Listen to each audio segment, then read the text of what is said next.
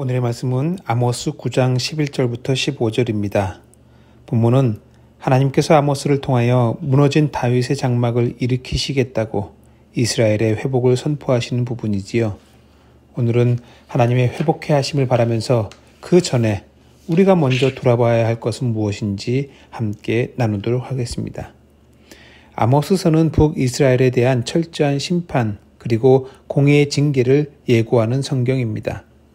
아모스서에 기록된 내용을 보면 하나님은 아모스에게 환상을 보이시며 철저하게 범죄한 나라 이스라엘을 심판할 것을 약속하십니다.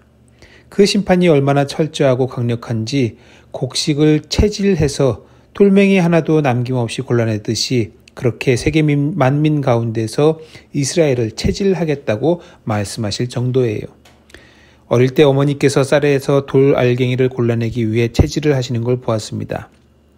수천 개는 되어 보이는 곡식 알갱이 사이에 숨어있는 그 쭉정이, 그리고 돌멩이보다 쌀알보다도 작은 돌멩이도 골라내는 것이 신기했습니다. 하나님께서 그렇게까지 하나하나 다 골라내고 심판하시는 이유는 무엇일까요? 그 이유를 우리는 오늘 본문을 통해서 확인할 수 있습니다. 오늘 본문은 심판에 이은 하나님의 전략을 소개하고 있는데 징계와 심판 다음에 오는 순서가 바로 회복이라는 점이에요. 그러면 어차피 회복시키실 것을 뭐하러 심판하시는 거냐 하는 이런 질문이 생길 수 있는데 이것은 어차피 회복시키는 것이 아니라 새롭게 출발하게 하시는 것입니다. 리셋 혹은 리스타트인 거죠. 오늘 본문에서 하나님은 다윗의 무너진 장막을 일으키고 허물어진 것을 일으켜서 옛적과 같이 다시 지으실 것이라고 약속하십니다.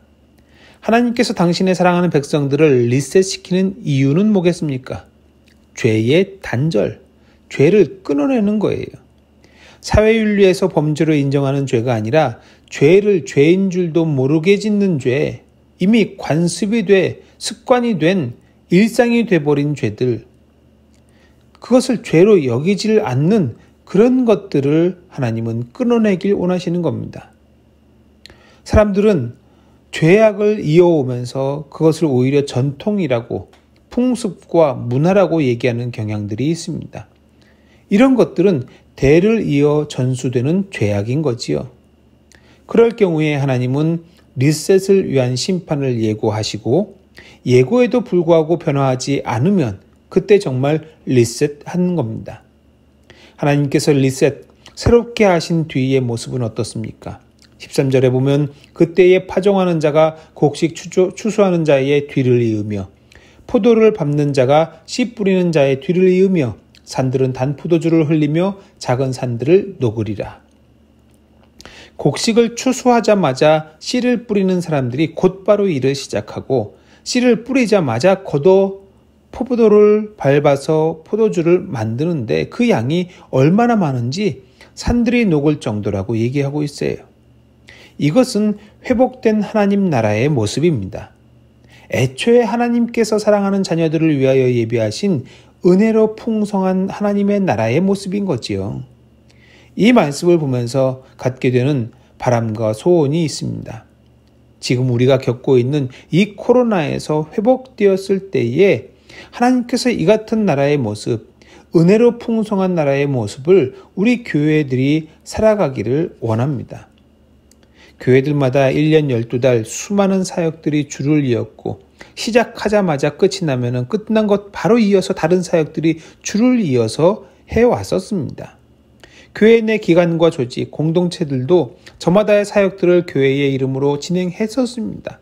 아무리 작은 교회라 하더라도 다양한 선교와 전도 사역들로 바빴었고 규모가 큰 교회들은 그만큼 교회 내 여러 서비스와 사역들이 있었고요.